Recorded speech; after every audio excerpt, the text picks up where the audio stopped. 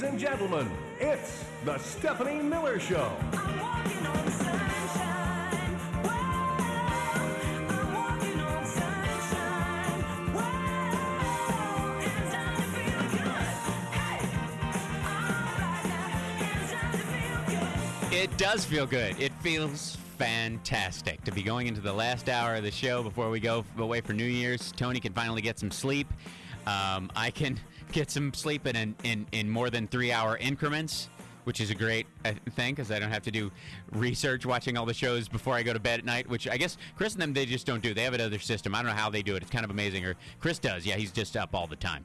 But I'm lucky enough. I want to get to this right away. We're lucky enough to have with us via ISDN line, sharp and clean and clear as a whistle, the lovely and talented John Fugelsang. John, are you there? Oh, shucks. Good morning, Hal. How are you? Look at Happy that. New Year. Thank you. You too. You too. Shinyan Kwaila, as we say in the Chinese community. I got to tell everybody out there, if you are not watching Hal on the Ustream, you are cheating yourself. I've been watching the man for 3 hours, and I'm feeling queer as folk right now. It's a beautiful sight. And I want to give you props, Hal, for sticking up for straight men who love gay men. Absolutely. Earlier in the show. Yeah. You know what? We're out there. I'm a straight man who loves to hang out with gay men. I am a fag stag. Those are my people. Right. I call it gay adjacent. You know, they use that a lot with when you're renting an apartment and it's next door to Beverly Hills. It's really West Hollywood, or it's really Pico and Wilshire or whatever. It's not really Beverly Hills, but they call it Beverly Hills adjacent to make it sound nicer. So that's why I choose the term gay adjacent. I'm not gay adjacent but I'm close enough. Yeah, I'm close enough to get the benefit of the good real estate, as it were. Exactly. Look, if they bring the draft back, a photo of you at a Pride March is enough. Okay? That's true, right? Gay adjacent. Yeah, save your life. That would get me out of the war, regardless. Not the other list of odd things, not the least of which the 3 screws I have in my ring finger that somehow I could find some way to keep me from being able to operate any kind of heavy machinery. Well, when you look at these homophobes like Karl Rove, I don't understand why straight men don't love gay men. You see 2 guys holding hands, that's 2 more chicks for you to strike out with, okay? Right, exactly. All the cool women are already at the gay bars. What is the problem? If you don't like gay men, you're a fag. That's it. There you go. Well, there's a lot of that sentiment going around, and especially when it comes to Karl Rove. I mean, there have been DL rumors about him for a very long time, and I'm not in the business of calling people out, nor do I think there's actually a need to out people per se, unless, of course, they do damage to the gay community. And, exactly right. Then they need to. Then it's like, okay, then we at least need to know that you're trying the quarterback sneak, as it were. Well, let me ask you, Hal, am I the only guy who think it's suspicious that Karl Rove and Kate Gosselin officially become single in the same week? No. I mean, it's good timing for the divorce. Now, my question is... I think John Gosselin became single in the same week.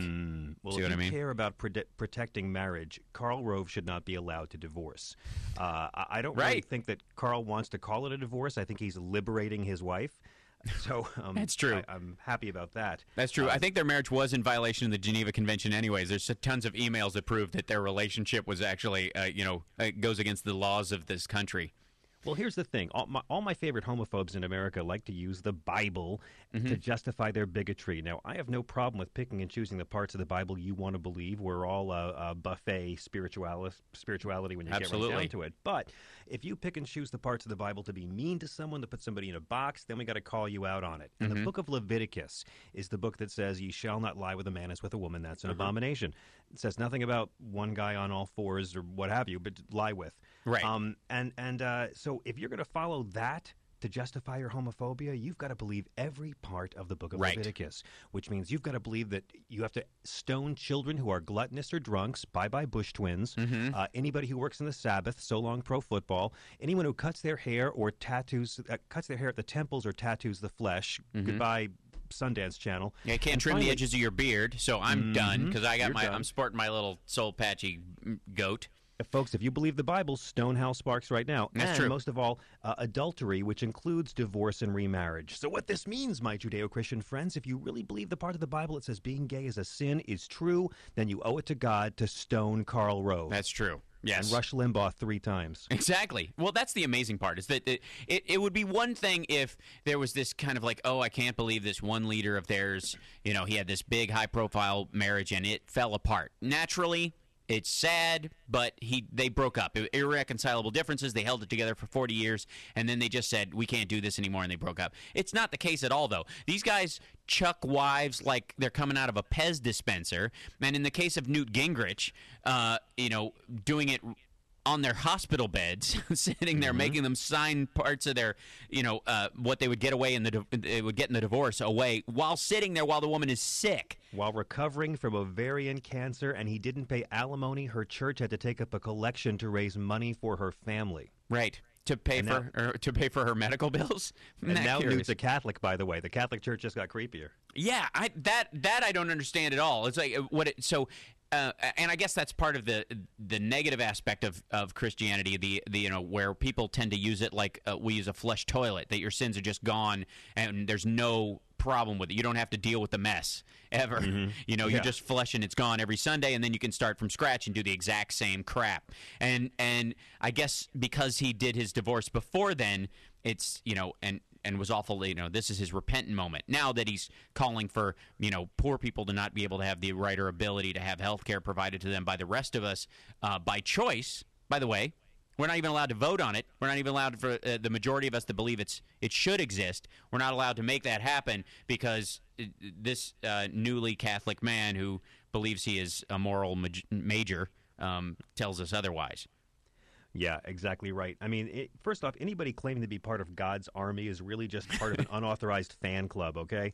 And especially at Christmas time, I love seeing, the only thing funnier than seeing senators with socialized health care warning us about the dangers of socialized health care is seeing Christians trying to deny health care to the sick while celebrating the birthday of a guy who gave it away for free. Right, yes. And not just healing, but also food and beverage. And not only would Jesus have helped you, he would have given you free blood transfusions, but he would have also made more orange juice and more cookies appear. Well, and look, one good thing about this healthcare bill, and not to shift from Carl to the healthcare bill, but look, we're all the progressives know what a drag this bill is. This thing is so watered down. They're pouring it on Khalid Sheikh Mohammed's face at Gitmo right now for confessions. But the good thing is, after this wretched, awful bill that is now forcing us to give our money to private insurance carriers. Obama spends 2 years telling us how the insurance companies are the bad guys, and now we've got to fund them. Our tax dollars are going to go directly to a private corporation. This means that no one in our extended conservative families can ever call Obama a liberal again. Right. It's a beautiful thing, and you can't call him a socialist either, folks. I'm glad the Democrats were able to compromise on their compromise. But you can't. There's one area, and this is, I think, the part that freaks them out the most, is the allowance for the creation of nonprofits in the exchange that are regulated by the government, and in the Senate bill, and in the House bill, the complete ability to a public option, essentially. And but either one of those is worse. Is so bad for them that they would not even allow any element of this, even the watered down stuff to get through. They literally want to dig their heels in, even the stuff that would do them a favor.